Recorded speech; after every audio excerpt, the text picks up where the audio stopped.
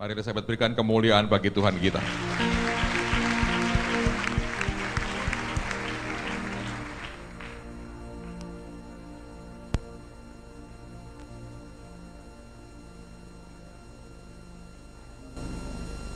Shalom saudara, selamat sore.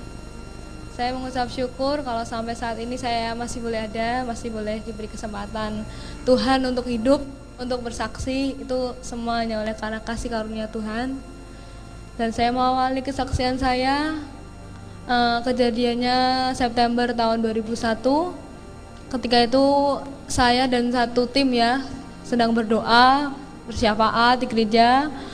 Dan saya sadar kalau saya masih ada di gereja, tapi saya juga bingung gitu ya, kok ada di tempat lain gitu ya. Jadi roh saya dibawa Tuhan ke tempat lain, dan tempat itu ngeri gitu ya, sangat mengerikan. Dan di sana tuh baunya bau busuk gitu ya, bau amis, bau darah, bau benda-benda kebakar gitu. Ya baunya ndak karuan gitu ya, bau busuknya ndak karuan. Jadi kalau pasar ikan tuh kalah baunya sama bau neraka gitu ya. Dan saya di situ ngelihat berbagai hal yang mengerikan. Dan yang paling saya ndak tahan itu jeritanya. Di sana banyak orang yang menjerit, minta tolong, minta ampun sama Tuhan. Mereka banyak yang bilang, Tuhan ampuni saya Tuhan, tolong saya Tuhan, ampuni saya Tuhan, saya sudah tidak kuat lagi di sini Tuhan, lepaskan saya Tuhan. Tetapi Tuhan Yesus cuma bilang gini, pengampunan yang aku berikan sudah terlambat, kesempatan itu sudah tidak ada lagi, sudah terlambat. Ketika kamu ada di dunia ini, kamu tidak mau ambil kesempatan itu, tapi kamu sia-siakan. Tapi kalau kamu sekarang minta ampun itu sudah terlambat, Tuhan Yesus bilang gitu. Dan saya di situ ngelihat berbagai macam hal yang mengerikan. Di situ banyak orang, jutaan orang bahkan. Di sisi kanan saya ketika saya jalan, di sisi kanan saya tuh banyak orang yang dibakar sama api gitu ya. Dan tubuh itu dibakar api sampai tubuhnya meleleh habis. Tapi anehnya itu bisa lagi muncul lagi, normal gitu ya. Dan itu kemudian dibakar lagi sampai habis, kemudian dibakar lagi sampai habis, dan kemudian normal lagi, dibakar lagi, dan itu terus menerus gitu ya, berulang-ulang gitu ya. Nggak ada hentinya dan sifatnya itu kekal gitu ya. Dan di sebelah sisi kanan saya ketika saya jalan, saya ngelihat jutaan orang juga itu digerogotin sama yang namanya ulat-ulat kecil gitu ya, ulat-ulat gitu ya. Jadi kalau di firman Tuhan dikatakan di sana tuh apinya nggak pernah padam, ulat-ulatnya nggak akan pernah mati, itu bener gitu ya. Jadi di sana tuh jutaan orang tuh teriak-teriak kesakitan, banyak yang dibakar api, banyak yang digerogoti ulat-ulat gitu ya. Dan tuh tubuh itu digerogoti dari bawah sampai ke atas gitu, habis tidak bersisa. Tapi anehnya bisa timbul lagi, dan itu kemudian digerogoti lagi sampai habis, kemudian timbul lagi, dan itu terus menerus gitu ya.